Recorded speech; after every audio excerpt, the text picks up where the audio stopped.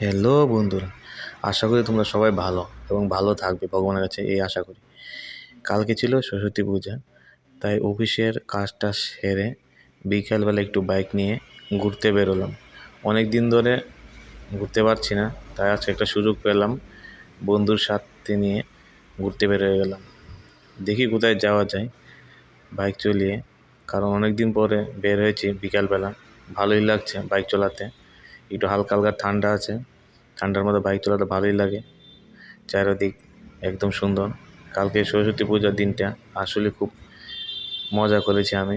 আশা করি তোমরাও ভালোই মজা করেছো, ঘোরাঘুরি করেছো।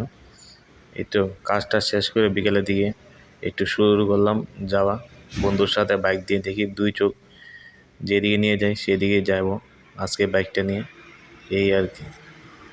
ও হ্যাঁ, আরেকটা কথা, তোমরাও একটু কমেন্টে জানিও তোমরাও তোমাদের বন্ধুদের সাথে কোথায় গিয়েছিলে ঘুরতে কালকে। আর এখন দেখুন বাইক চালাতে চালাতে আমরা চলে আসলাম ঐতিহ্যবাহী সেই স্থান হেরিটেজ পার্ক, যেখানে জীবিত সরস্বতী পাওয়া যায়। সেই সরস্বতীদেরকে আমাদের শিক্ষার্থীরা নিয়ে যাচ্ছেন ওদের ভবিষ্যৎ গড়ার জন্য। এই দেখেন পিছনে, বাইকের পিছনে সরস্বতী আছে, ওরা আমাদের ছাত্রদের ভবিষ্যৎ গড়ার জন্য ওদের বাইকে করে যাচ্ছে। জয় মা। এরপর এই জীবন্ত দেবীদেরকে আমরা দেখে আমরা শুরু করলাম আবার আমাদের বিকালবেলার যাত্রা।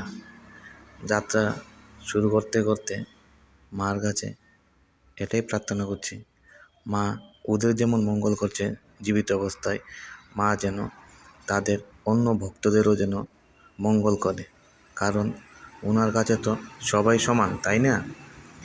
সেই জন্য মার কাছে আবারও প্রার্থনা করি, মা যেন ওদের মতো সবাইকে মঙ্গল করে। এই বাইক চালাতে চালাতে হঠাৎ সেই রবি ঠাকুরের একটা গান মনে পড়ে গেল, যে তিনি একটা গান গেয়েছিলেন আজকে সরস্বতী পূজার দিন পরন্ত বিকেলে। এই বাইক চালাতে চালাতে আমাদের রবি ঠাকুরের সেই পুরনো গানটা কথা মনে পড়ে গেল।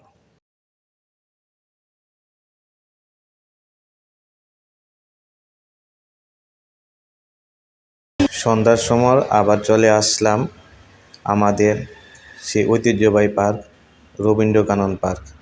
সেখানে গিয়ে ঘুরে টুরে আসলাম, আর দেখলাম এখানে অনেক সুন্দর সুন্দর ফুল,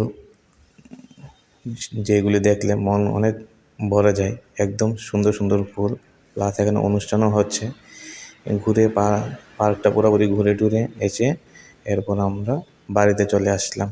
এইভাবে কাটালাম আমাদের সরস্বতী পূজা। আপনারাও জানাবেন কীভাবে আপনারা সরস্বতী পূজা কাটালেন। নমস্কার।